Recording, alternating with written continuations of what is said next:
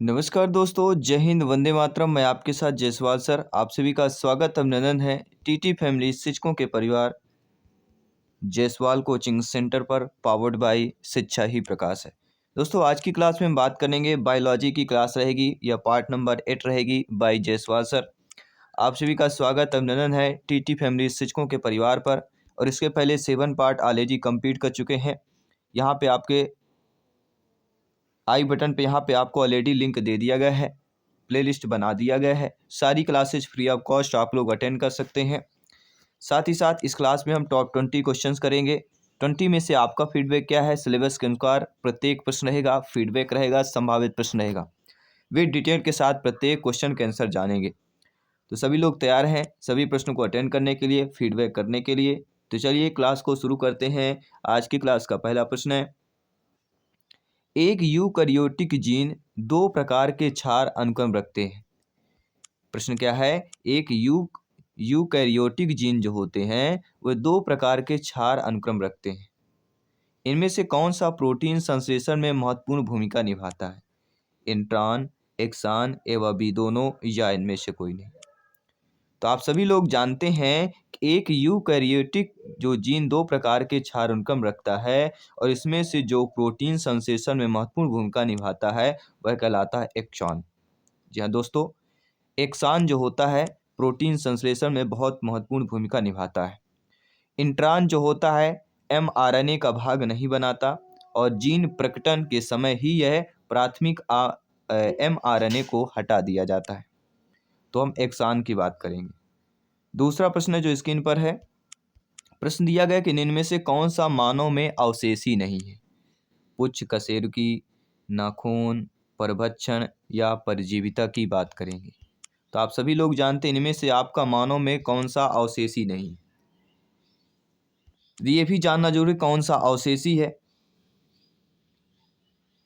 तो ये जान लीजिए कि जीवधारियों में कुछ ऐसे अंग पाए जाते हैं जो पूर्ण रूप से विकसित नहीं होते हैं और ना ही शरीर में इनका कोई कार्य होता है, लेकिन जीवधारियों के पूर्वजों में ये अंग पूर्ण विकसित थे और कार्य करते थे। ऐसे अंगों को अवशेषी अंग कहा जाता है। उदाहरण पे हम जान लेते हैं आपका निवेशक पटल, पुरच कशेरुका, क्रमिक रूप परिरोशिका की बात करेंगे।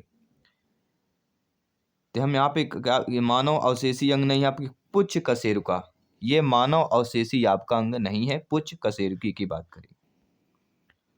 इसके बाद अगला प्रश्न है कि एक छोटी मछली सार के आधार पर चिपकी रहती है। एक जो छोटी मछली है वह सार्क के आधार पर चिपकी रहती है और इससे भोजन प्राप्त करती है। यह संबंध क्या कहलाता है? प्रतिजीविता, सहभोजिता, परभक्षण या परजीविता की बात करेंगे। तो एक छोटी मछली सार के आधार पर चिपकी रहती है और इससे भोजन प्राप्त करती है, यह जो संबंध कहलाता है, यह संबंध आपका कहला जाता है। सभी लोग बताइए।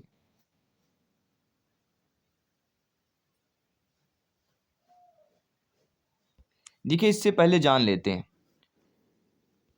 सहभोजिता दो भिन्न जातियों के सदस्यों के मध्य एक ऐसा संबंध है जिसमें से एक सदस्य को दूसरे से लाभ होता है लेकिन किसी को भी हानि नहीं होता है।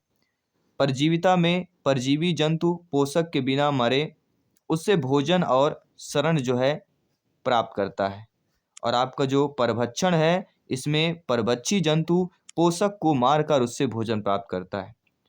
तो यहाँ पे ऐसा बताइए, एक छोटी शार्क मछली के आधार पर चिपकी रहती है और उससे भोजन प्राप्त करती है, ना ये किसी को मारती है ना करती है। तो यहाँ पे हम किसकी बात करेंगे? सभी लोग बताइएगा। तो सहभोजिता की बात करेंगे। किसकी बात करेंगे? सहभोजिता की बात करेंगे। इसके बाद हम बात करेंगे आपके अगले प्रश्न की, जो लगभग सभी जानते हैं कि एक पोषक स्तर से दूसरे पोषक स्तर तक स्थानांतरित ऊर्जा का भाग कितना होता है? 10% होता है। ये सभी लोग जानते हैं। 10% के नियम से यह मशहूर है आपका। तो यहाँ पे जो बी ऑप्शन दिया गया है वह हमारा सही हो जाएगा। ठीक है, 10% लॉ ऑफ एनर्जी इसे कहा जाता है। इसके बाद हम बात करते हैं आपके अगले प्रश्न की। अगला प्रश्न है, मुर्गे का सीन से क्रम बना होता है 29 कशेरुकाओं का, 3 कशेरुकाओं का, 16 कशेरुकाओं का या 1 कशेरुका का बना होता है। तो जो मुर्गे का सिंश्रेक्रम बना होता है वह आपके 16th, जी हाँ 16 कशेरुकाओं का बना होता है। इसके बाद आपका अगला प्रश्न, अगला प्रश्न यह कि पीनियल काय का कार्य क्या होता है? त्वचा के रंग को हल्का करता है, लैंगिक व्यवहार को नियंत्रित करता है, यौनारंभ काल को नियंत्रित करता है, या उपरोक्त सभी की बात करें।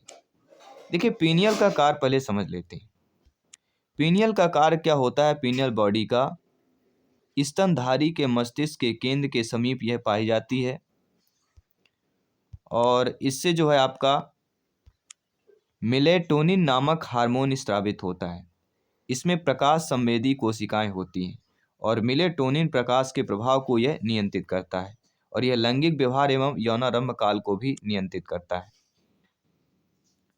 तो आपने क्या समझा कि मेलेटोनिन प्रकाश के प्रभाव को नियंत्रित करता है और लैंगिक व्यवहार एवं यौनारंभ काल को भी यह नियंत्रित करता है।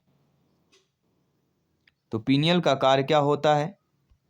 तो लैंगिक व्यवहार आपका आ जाता है और यौनारंभ भी आ जाता है। जब दो आते हैं तो त्वचा के रंग का हल्का करता है, ये भी आ जाएगा, अर्थात उपरोक्त सभी ऑप्शन हमारा सही हो जाएगा। ये सारे आपके पीनियल के कार्य हो जाते हैं।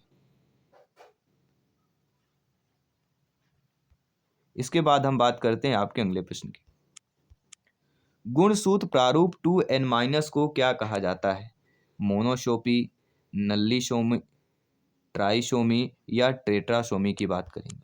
ये आपके 12th क्लास का चैप्टर है बायोलॉजी का। जी हाँ, अगर आप कहीं ना कहीं 11th-12th में अगर बायोलॉजी सब्जेक्ट लिए हैं या पढ़ा रहे हैं तो आपके लिए आसानी हो जाता है समझें और समझाने की। तो गुणसूत्र प्रारूप 2n-1 को क्या कहा जाता है? तो इससे पहले हम जान लेते हैं कि जब गुणसूत्र संख्या के परिवर्तन में पूटा सेट परिवर्तित नहीं होता है अपितु केवल कुछ ही गुणसूत्र परिवर्तित होते हैं अर्थात घटते हैं या बढ़ते हैं, तो यह दशा हमारी एनिप्लॉइडी कहलाती है। और एनिप्लॉइडी निम्न प्रकार की हो सकती है। पहले होती है मोनोसोमी, ट्राइसोमी, नलीसोमी, टेट्रासोमी, दोहरी मोनोसोमी और दोहरी ट्राइसोमी। तो यहाँ पे 2n-1 की बात करेंगे तो 2n-1 हमारा क्या होता है? मोनोसोमी होता है। और 2n+1 में क्या होता है? ये हमारा ट्राइसोमी। तो यहाँ पे हम मोनोसोमी की बात करेंगे क्योंकि 2n-1 दिया गया है, इसलिए मोनोसोमी की बात कर रहे हैं। तो हमारा जो पहला ऑप्शन दिया गया है वह हमारा यहाँ पे सही हो जाएगा। ठीक है, इसके बाद हम बात करते हैं आपके अगले प्रश्न की।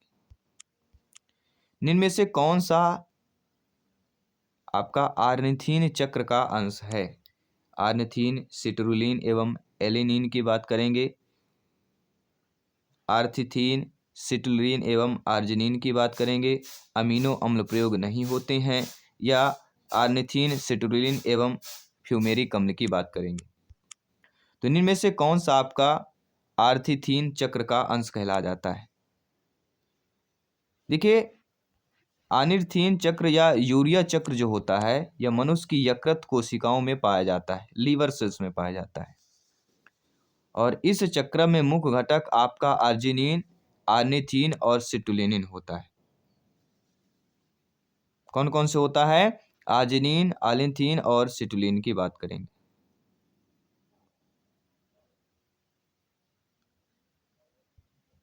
तो यहाँ पे हमारा कौन सा, देखिए कौन सा ऑप्शन दिया गया है? आर्जी, आर्निथीन और सिट्रुलिन। तो आप देखेंगे यहाँ पे आर्निथीन, सिट्रुलिन और आर्जिनिन की बात करेंगे, तो यहाँ पे हमारा बी ऑप्शन सही हो जाएगा। इसके बाद हम बात करेंगे अगले प्रश्न की। अंतः श्वसन के दौरान डायफ्राम जो होता है वह फैलता है, कोई परिवर्तन नहीं दिखाता है, संकुचित एवं चपटा हो जाता है, यह शांत होकर गुंबद के आकार का हो जाता है। तो श्वसन, अंतः श्वसन के दौरान डायफ्राम क्या होता है? तो अंतः श्वसन के दौरान जो डायफ्राम होता है वह संकुचित एवं क्या हो जाता है? चपटा हो जाता है, जबकि बहिः श्वसन के दौरान फैल जाता है। तो देखिए संकुचित यानी सिकुड़ना और चपटा हो जाना यह डायफ्राम के दौरान होता है। ठीक है, तो संकुचित और चपटा की बात करेंगे, सी वाला ऑप्शन सही हो जाएगा। और अगर बहिः श्वसन है तो बहिः श्वसन के दौरान क्या करता है? यह आपका फैल जाता है। इसके बाद हम बात करेंगे अगले प्रश्न की। अस्थिल मछली का उत्सर्जी पदार्थ क्या होता है? यूरिया, प्रोटीन, अमोनिया या अमीनो अम्ल की बात करेंगे। तो काफ़ी सारे ऑप्शंस तो आपको मिल जाएंगे, काफ़ी सारे जीके बायोलॉजी में मिल जाएगा कि अस्थिल मछली का उत्सर्जी पदार्थ अमोनिया की बात करते हैं। ठीक है, मछली में उत्सर्जी तथा परासरण नियंत्रण अंग मिल तथा गुर्दे होते हैं और अस्थिल मछलियां उत्सर्जी पदार्थ के रूप में आपका अमोनिया निकलती है, लेकिन कहीं कहीं आपको यूरिया भी दिया हुआ है, तो आप लोगों को कंफ्यूज नहीं होना है। अगला जो प्रश्न है, ल्यूकोसाइट इनमें से किसे अधिक मात्रा में रखती है? बेसोफिल्स, न्यूट्रोफिल्स, इओसिनोफिल्स या मोनोसाइट्स की बात करेंगे। तो ल्यूकोसाइट जिसे अधिक मात्रा में रखती है वह कौन सा कहला जाता है? तो ल्यूकोसाइट जिसे अधिक मात्रा में रखती है ये जान लीजिए। देखिए, ल्यूकोसाइट जो होते हैं श्वेत रक्त कणिकाएं, WBC, जिन्हें ल्यूकोसाइट भी कहा जाता है। ये मुख्यतः दो समूह होते हैं। एक होता है अकणिकामय जो 30% के आसपास होता है, कणिकामय 70% के आसपास होता है। कणिकामय कोशिकाएं अस्थिमज्जा से बनती हैं। इनको निम्न वर्गों में बांटा जाता है: न्यूट्रोफिल, इओसिनोफिल और न्यूट्रोफिल कणिकामय श्वेत रुधिर कणिकाओं का लगभग 70% भाग बनाती है। तो यहाँ पे हमारा क्या प्रश्न दिया गया कि ल्यूकोसाइड इनमें से किसे अधिक मात्रा रखती है? तो भैया 70% वाला ही होगा। 30% जो आपका जो है अकणिकी होता है, लेकिन कणिका में आपके 70% की बात करेंगे। ठीक है, तो यहाँ पे हमारा राइट ऑप्शन क्या हो जाता है? एक आपका दिया गया है न्यूट्रोफिल, इओसोफिनाल और बेसोफिल की बात करेंगे। तो न्यूट्रोफिल जो होता है वह रुधिर कणिकाओं का लगभग 70% भाग होता है, इसलिए न्यूट्रोफिल जो ऑप्शन दिया गया है वह हमारा सही हो जाएगा। न्यूट्रोफिल्स भी ऑप्शन सही हो जाएगा। तो ल्यूकोसाइट्स किसे अधिक मात्रा में रखता है? न्यूट्रोफिल्स लगभग 70% की बात करेंगे। आई होप आप समझ गए होंगे। तो इसलिए डिटेल के साथ लाते हैं ताकि आप लोग अच्छे तरीके से समझ सकें। अगला प्रश्न है, इनमें से कौन सा कथन आपके हंटिंगटन के रोग के बारे में सत्य दिया गया है? हंटिंगटन की बात करेंगे। देखिए, ये समझ लीजिए, हंटिंगटन की बीमारी की किस में होती? मनुष्य में होती है। इसमें मनुष्य के शरीर को अनियंत्रित झटका लगता है, जिसके फलस्वरूप उसका केंद्रीय तंत्रिका तंत्र क्या होता है? प्रभावित होता है। और अभी तक इस बीमारी से कोई प्रभावी चिकित्सा भी नहीं आई है। इसमें क्या होता है? केंद्रीय तंत्रिका तंत्र जो है प्रभावित होती है।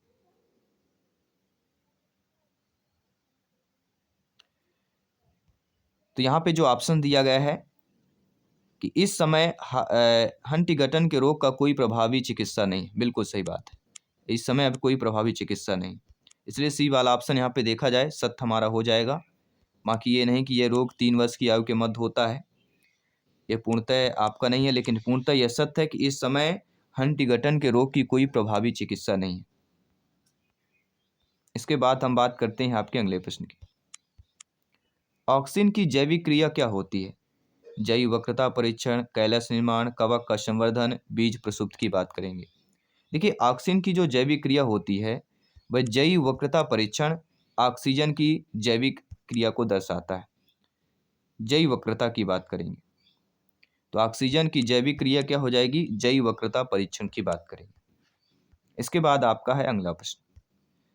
अगला प्रश्न यह है कि वर्ज्य जल अपशिष्ट के समाधान में निम्न में से किसमें जैविक समाधान का प्रयोग किया जाता है? तो वह कहला जाता है द्वितीयक समाधान।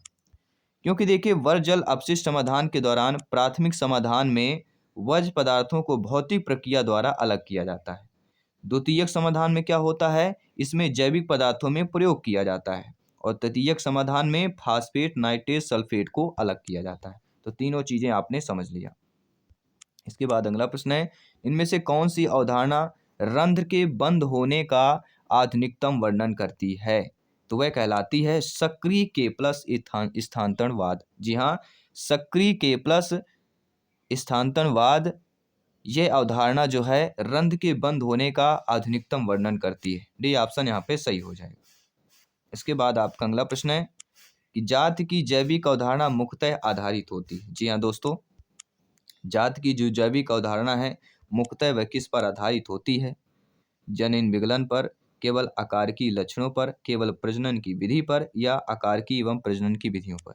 तो ये समझ लीजिए जीवधारियों को वह समूह जो निषेचन क्रिया के द्वारा अपने जैसी संतान उत्पन्न करने की क्षमता रखता है वह कहलाता है जाति कहलाता है।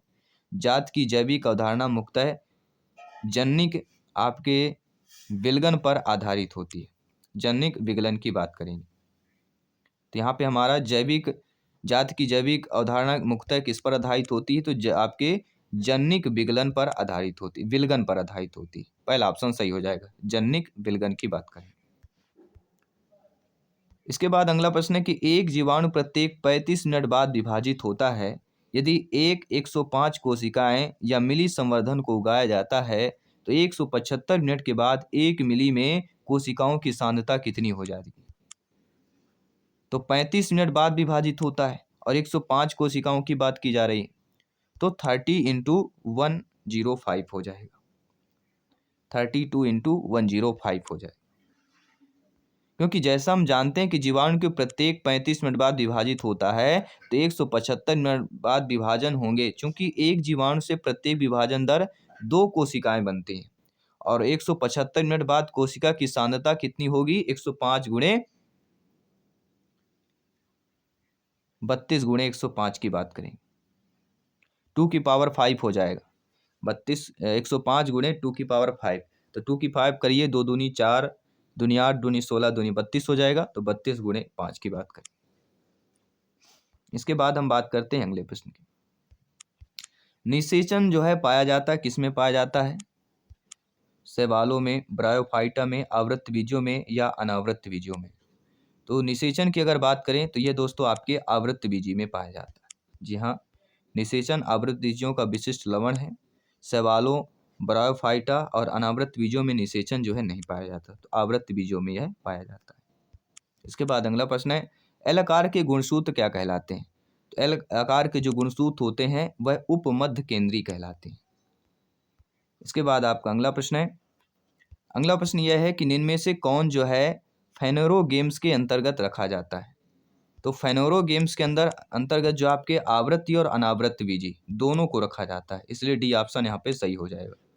और आज की क्लास का आप सभी के लिए मॉक क्वेश्चन के रूप में प्रश्न क्या दिया गया है, प्रश्न दिया गया है कि साई एथियम पुष्पक्रम पाया जाता है आपकी मोरस में, डास्टीनिया में, फाइकस में या यूफोर्बिया में पाया जाता है। तो साई एथियम पुष्पक्रम किस में पाया जाता है ये सभी को बताने, या ये सभी प्रश्न आप सभी के लिए मॉक क्वेश्चन के रूप में हैं। साथ ही साथ टॉप 20 में से आपने कितना स्कोर प्राप्त किया आपको कमेंट बॉक्स में शेयर करना है। मैं आपके साथ जयसवाल सर मिलता हूँ आपको 7 PM पे बाल विकास, पेडागोजी, शिक्षण शास्त्र के लाइव क्लास के साथ। तो 7 PM की लाइव क्लास को मत चूकिएगा। जल्दी मिलते हैं। सभी मित्रों को जय हिंद, वंदे मातरम, धन्यवाद सभी का।